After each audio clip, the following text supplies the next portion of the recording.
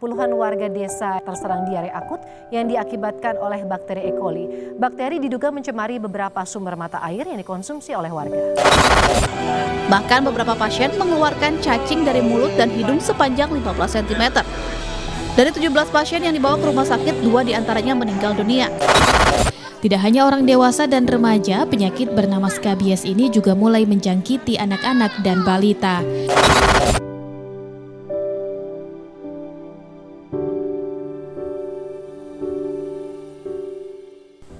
Apakah kita pernah menderita penyakit-penyakit tersebut? Atau di sekeliling kita ada yang menderita penyakit tersebut? Pastinya ada, bukan? Namun, tahukah kita apa yang menjadi penyebab semua itu? Bagaimana cara penularannya dan bagaimana cara pencegahannya?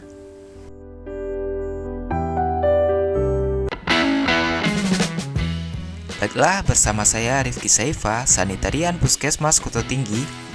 Kali ini akan kita bahas pentingnya masyarakat menggunakan sarana sanitasi yang layak dalam kehidupan sehari-hari.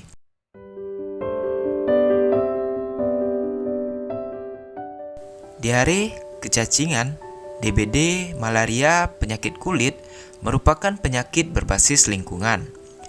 Penyakit berbasis lingkungan adalah penyakit yang disebabkan atau ditularkan melalui media lingkungan seperti udara, air, makanan, dan binatang pembawa penyakit atau vektor.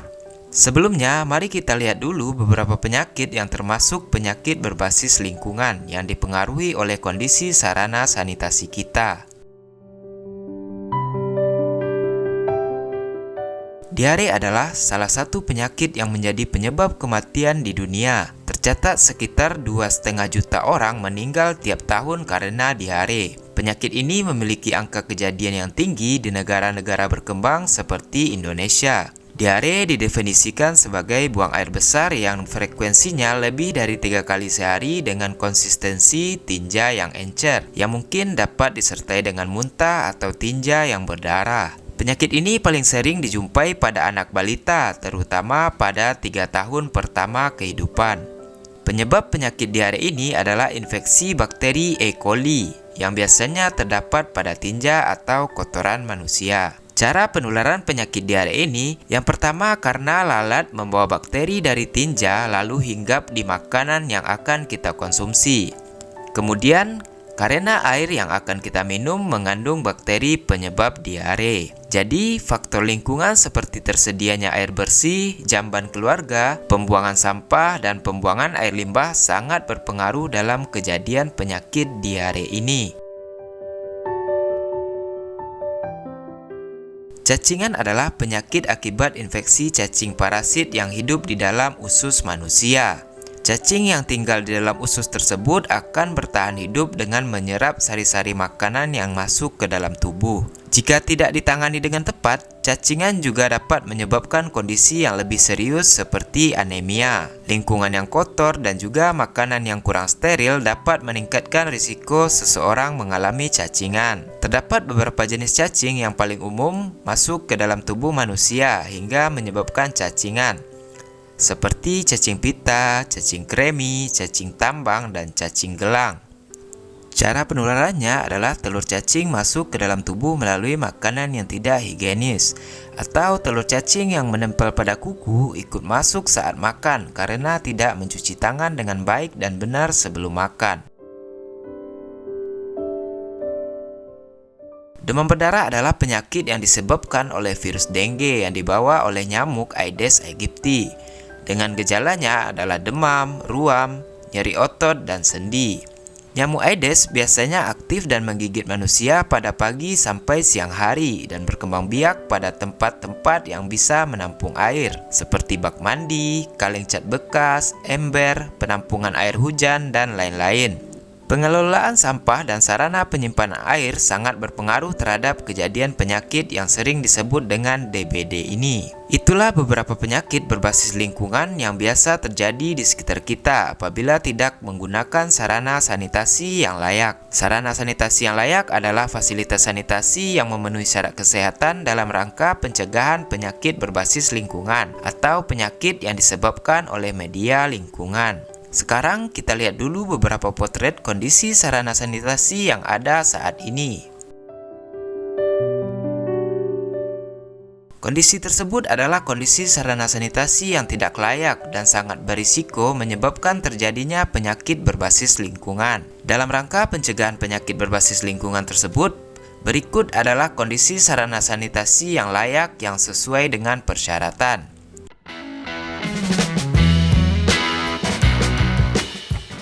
Sarana jamban sehat harus kita upayakan dalam rangka stop buang air besar sembarangan. Selain menimbulkan bau, buang air besar sembarangan juga menjadi penyebab penyakit diare dan kecacingan. Kita dikatakan buang air besar sembarangan apabila kita buang air besar di sungai, kebun, dan kolam, atau apabila sudah mempunyai jamban yang bagus tapi saluran pembuangannya masih ke sungai atau kolam. Jamban yang sehat adalah apabila memenuhi persyaratan sebagai berikut: memiliki septic tank yang merupakan suatu bak yang berfungsi sebagai penampungan limbah kotoran manusia. Kemudian jarak antara septic tank dan sumber air tanah seperti sumur gali dan sumur bor minimal 10 meter untuk mengurangi risiko tercemarnya sumber air oleh bakteri.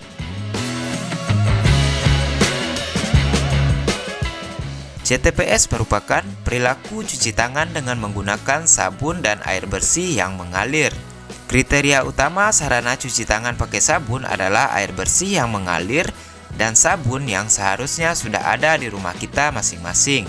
Mungkin yang belum adalah kebiasaan melakukan CTPS ini, terutama di waktu-waktu penting seperti sebelum makan, sebelum mengolah dan menghidangkan makanan, sebelum menyusui, sebelum memberi makan bayi atau balita, sesudah buang air besar atau kecil, kemudian sesudah memegang hewan atau unggas.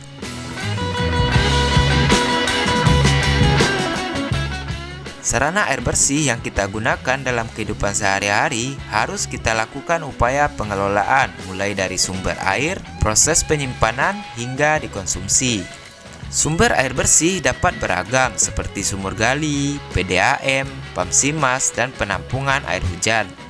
Apabila sumber air kita keruh, kita bisa melakukan upaya pengelolaan seperti melakukan pengendapan dan penyaringan terlebih dahulu. Penyimpanan air bersih juga harus diperhatikan. Tempat penyimpanan disarankan tertutup untuk menghindari masuk dan berkembang biaknya binatang pembawa penyakit atau vektor. Untuk bak penyimpanan yang tidak memiliki tutup, upayakan lakukan pencucian atau pengurasan minimal 1 kali seminggu. Air bersih yang akan kita konsumsi harus dimasak terlebih dahulu. Wadah air minum dicuci setelah 3 hari atau saat air habis. Gunakan air yang sudah diolah sebagai air bilasan terakhir. Jangan sampai tangan menyentuh air saat mengambil air minum dari wadah penyimpanan.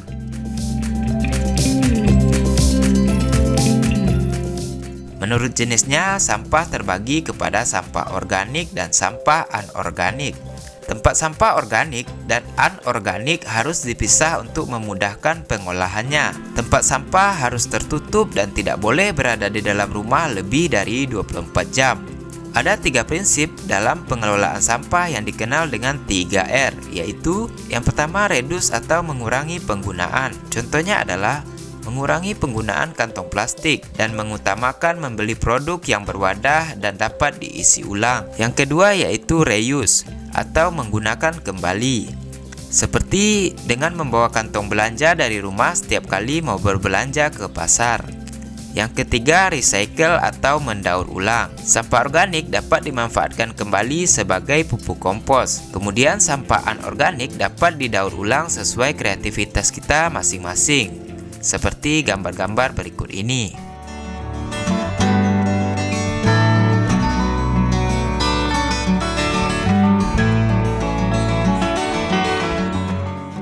Proses pengamanan limbah cair yang aman pada tingkat rumah tangga adalah untuk menghindari terjadinya genangan air limbah yang berpotensi menimbulkan penyakit berbasis lingkungan. Limbah cair rumah tangga yang berupa air bekas yang dihasilkan dari buangan dapur, kamar mandi, dan sarana cuci tangan disalurkan ke saluran pembuangan air limbah.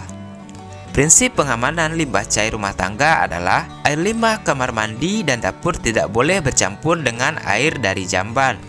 Tidak boleh menjadi tempat perindukan vektor, tidak boleh menimbulkan bau, tidak boleh ada genangan yang menyebabkan lantai licin dan rawan kecelakaan, dan terhubung dengan saluran limbah umum atau sumur resapan.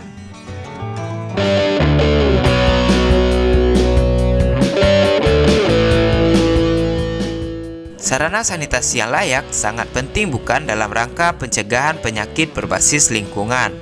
Untuk itu, mulai sekarang, ayo kita gunakan sarana sanitasi yang layak demi meningkatkan derajat kesehatan diri sendiri dan juga orang-orang terdekat kita. Demikianlah video tentang pentingnya sarana sanitasi yang layak ini. Jika ada kritik, saran, dan pertanyaan bisa tinggalkan di kolom komentar ya. Terima kasih dan sampai jumpa di lain kesempatan.